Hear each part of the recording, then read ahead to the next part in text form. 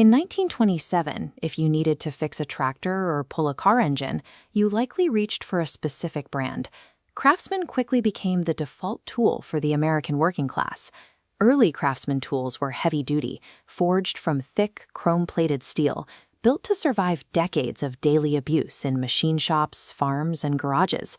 The primary draw was the guarantee. You could take a broken wrench into any Sears, hand it over the counter, and walk out with a brand new one. There were no receipts required and no questions asked about how it broke. That policy turned wrenches and ratchets into heirlooms.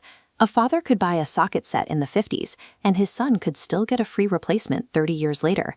Craftsman offered a reliable, working-class contract, all backed and subsidized by the massive retail infrastructure and cash flow of the Sears empire. By the 2000s, Sears was struggling. Under hedge fund manager Eddie Lampert, the corporate focus shifted away from retail sales and toward extracting value from real estate and existing intellectual property. As the parent company lost billions of dollars, Craftsman became a primary cash cow. The priority shifted to maximizing short-term profit margins on the tools themselves. To cut production costs, the manufacturing of those iconic hand tools was relocated from the United States to factories in China and Taiwan. The famous walk-in warranty became tangled in fine print. Customers were suddenly asked to provide proof of purchase, call customer service lines, and mail in their broken items. The trust that took decades to build eroded. When Sears eventually filed for bankruptcy, the loyalty attached to the Craftsman name had largely evaporated, leaving the brand vulnerable. In 2017, the tool conglomerate Stanley Black & Decker bought the Craftsman name for $900 million to salvage the brand. Their immediate strategy was to separate the tools from the failing department stores. Craftsman products were quickly pushed onto the shelves of Lowe's and Ace Hardware. The following year, the company retired the old 19.2-volt battery architecture and released a massive catalog of 1,200 newly designed tools. The centerpiece of this release was the V20 cordless system, a single battery platform designed to power everything from impact drivers to string trimmers.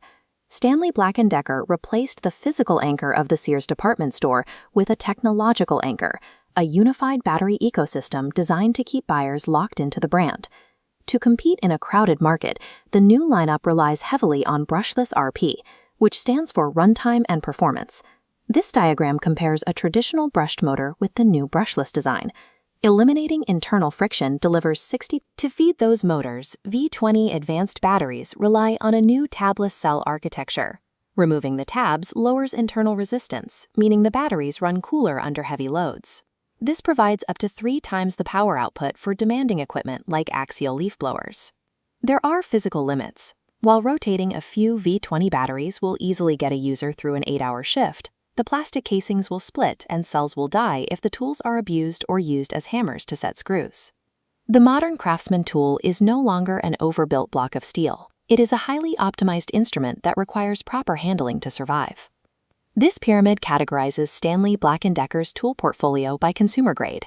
At the bottom, Black & Decker serves the casual user. At the top, DeWalt is engineered for hardcore professionals.